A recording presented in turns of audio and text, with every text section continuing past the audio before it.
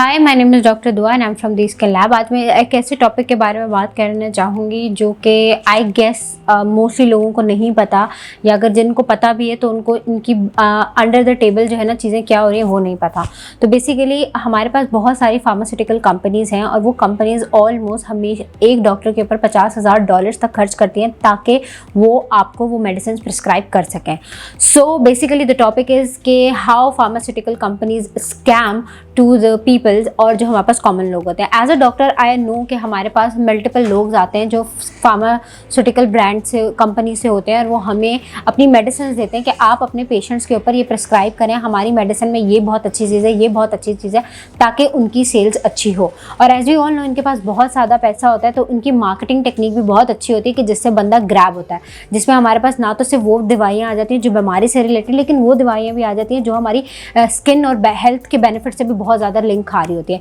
हम सबको पता है हम फीमेल्स की सबसे मेन कमजोरी होती है कि हमारा कलर बहुत ज़्यादा साफ हो, हमारी स्किन बहुत ज़्यादा अच्छी हो, हमारे डार्क सर्कल्स ना हो, हमें पिगमेंटेशन ना हो। तो इस तरह की हमारे पास जो है ना बहुत सारी ब्यूटी ब्रांड्स भी आ जाती हैं जो कि ऐसी मेडिसिन बनाती हैं जिनमें हमारे पास ऐसी बहुत सारी मेडिसिन होती हैं जो एक्चुअल में काम नहीं कर रही होती हैं, और अगर काम कर भी रही होती है तो उनके बीनीथ साइड इफ़ेक्ट्स बहुत ज़्यादा होते हैं। तो मेरा इस टॉपिक के ऊपर बात करने का मकसद ये है कि अगर हम या आप कोई भी चीज़ आप पढ़ रहे हैं या सुन रहे हैं या ख़रीद रहे हैं तो आप उसकी पूरी चीज़ें या पूरी नॉलेज आपके पास हो। लाइक फॉर एग्जांपल, अगर आप कोई वाइटनिंग ट्रीटमेंट या अगर एक कोई ग्लूटाथायोन या कोई ऐसी टैबलेट आप स्टार्ट करने लगें तो मेक श्योर आपका LFT हुआ हो, मेक श्योर आपकी बॉडी के अंदर वो चीज़ें आपको पता हो कि इस चीज़ की डेफिशिएंसी है, या मेरी एज इतनी हो गई है उसके बाद मुझे ये चीज़ स्टार्ट करनी चाहिए, या आया मैं प्रेग्नेंट तो नहीं हूँ, या मैं अगर मैरिड है तो प्रेग्नेंट तो नहीं हूँ, लैक्टेटिंग मदर तो नहीं है। तो ये सारी जो चीज़ें हैं ना वो आपको देखनी पड़ती हैं, उसके बाद ही आप मेडिसिन स्टार्ट कर सकते हैं। तो ये तो वो ब्यूटी ब्रांड रिलेटेड होगी, लेकिन कुछ ऐसी मेडिसिन होती हैं जो कि हमें नहीं पता होता और हम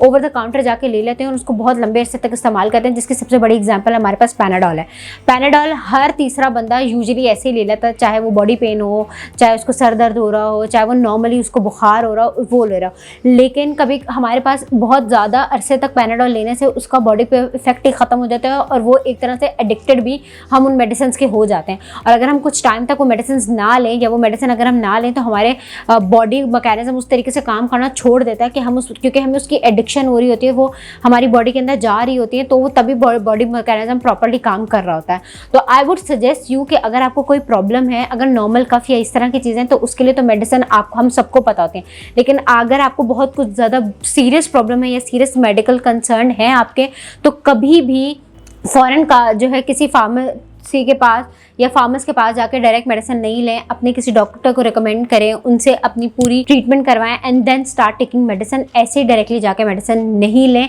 क्योंकि वो आपकी बॉडी पे बहुत सारे ऐसे रिएक्शंस कॉज करते हैं, क्योंकि हर मेडिसिन के अगर बेनिफिट है तो साइड इफेक्ट्स भी हैं। हमें कौन सी मेडिसिन सूट करती है ये हमें किस तरह पता चलेगा? थ्रू आर टेस्ट, और वो टेस्ट आपको आपके डॉक्टर ही प्रिस्क्राइब करेंगे अगर उनको आपकी एग्जैक्ट डायग्नोसिस पता हो तो। I hope you find this video very informative. Do share and follow for more.